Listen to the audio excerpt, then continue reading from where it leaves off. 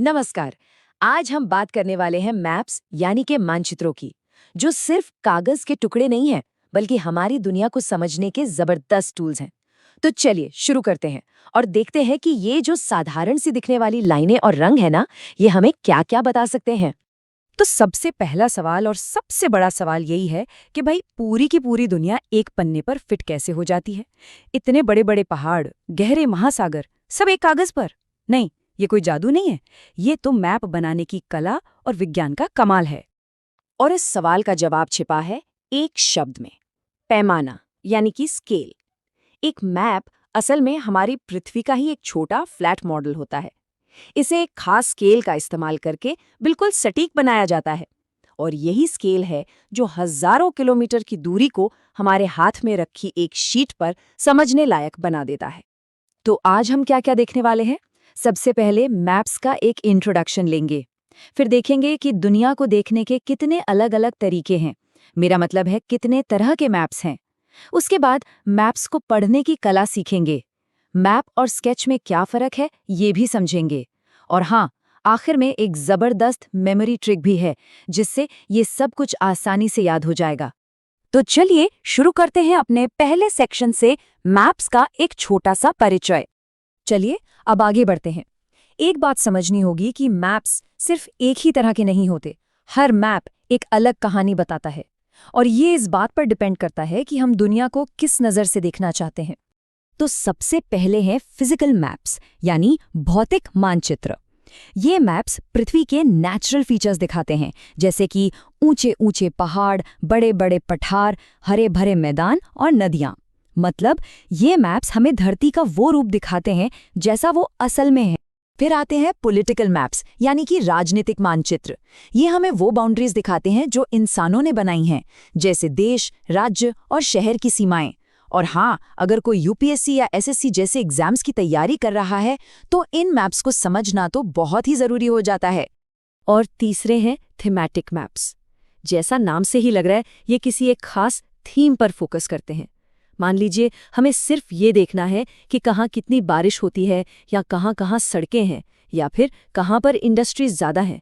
तो इन सब चीज़ों के लिए थीमैटिक मैप्स होते हैं। तो एक बार फटाफट रिवाइज करते हैं। फिजिकल मैप्स दिखाते हैं नेचुरल चीज़ें, पॉलिटिकल मैप्स दिखाते हैं इंसानों की बनाई बाउंड्रीज, और थीमैटिक मैप्स किसी एक खास टॉपिक पर डीप जानकारी देते हैं। सिंपल। अच्छा, किसी भी मैप को समझना जानते कैसा है? एक नई भाषा सीखने जैसा। और हर भाषा की तरह इसके भी अपने कुछ नियम, अपनी ग्रामर होती है। तो चलिए आज मैप्स की भाषा को सीखते हैं। देखिए, किसी भी मैप को पढ़ने के लिए बस 3 चीज़ें समझनी होती हैं। 3 सबसे ज़रूरी कॉम्पोनेंट्स। वो हैं दूरी, दिशा और प्रतीक। अगर ये 3 चीज़ें समझ आ गईं, तो समझिए कि कोई भी मैप पढ़ना बच्चों का खेल हो जाएगा। तो पहला कॉम्पोनेंट है दूरी, जिसे स्केल या पैमाने से दिखाया जाता है। इसे ऐसे समझिए, एक होता है स्मॉल स्केल मैप। ये सैटेलाइट व्यू जैसा है, जिसमें पूरा देश या महाद्वीप दिखता है, पर डिटेल्स कम होती हैं। दूसरी तरफ है लार्ज स्केल मैप। ये ड्रोन व्यू जैसा है, जिसमें एक छोटा सा एरिया जैसे कोई गांव या शहर बहुत सारी डिटेल्स के साथ दिखता है। दूसरा है डायरेक्शन यानी दिशा। ज्यादातर मैप्स में ऊपर की तरफ एक तीर बना होता है, एन लिखा हुआ, जिसका मतलब है नॉर्थ यानी उत्तर दिशा। एक बार हमें नॉर्थ का पता चल गया तो बाकी सब आसान है। साउथ, ईस्ट, वेस्ट सब पता चल जाता है। ये 4 मेन डायरेक्शंस हैं। और तीसरा और बहुत जरूरी कंपोनेंट है सिंबल यानी प्रतीक। अब देखिए, मैप पर असली बिल्डिंग या नदी तो बना नहीं सकते, है ना? तो हम सिंबल्स का इस्तेमाल करते हैं।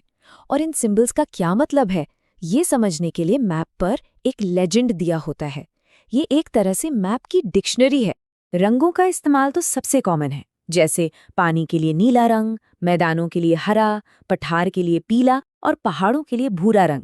ये कुछ स्टैंडर्ड कलर्स हैं जो हमें एक नज़र में मैप को समझने में हेल्प करते हैं। अब एक ऐसा सवाल जिसमें लोग अक्सर कंफ्यूज हो जाते हैं, मैप और स्केच यानी मानचित्र और रेखाचित्र में आखिर फर्क क्या है? लगते तो एक जैसे हैं, पर इनमें जमीन आसमान का अंतर है। सबसे बड़ा और मेन फर्क है स्केल का। एक मैप जो होता है ना, वो स्केल के हिसाब से बनता है, बिल्कुल नाप तोल के, एकदम एक्यूरेट। वहीं दूसरी तरफ स्केच सिर्फ याददाश्त के आधार पर बनाया गया एक रफ ड्राइंग होता है। इसका मकसद बस एक मोटा मोटा आइडिया देना होता है। तो हमने काफी कुछ समझ लिया है, पर अब आते हैं उस हिस्से पर जिसका सबको इंतजार रहता है कि भाई ये सब याद कैसे रखा जाए। इसका कोई आसान तरीका है क्या? खासकर एग्जाम के टाइम पे जब इतना सारा प्रेशर होता है, तो मैप के वो 3 मेन कंपोनेंट्स कैसे याद रहेंगे जिन पर हमने अभी बात की?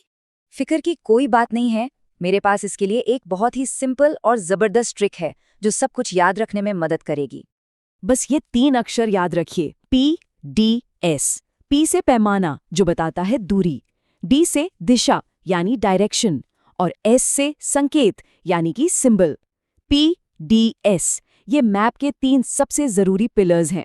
इस सिंपल सी ट्रिक से ये बेसिक कॉन्सेप्ट्स कभी नहीं भूलेंगे और मैप की दुनिया में हमेशा कॉन्फिडेंट महसूस करेंगे।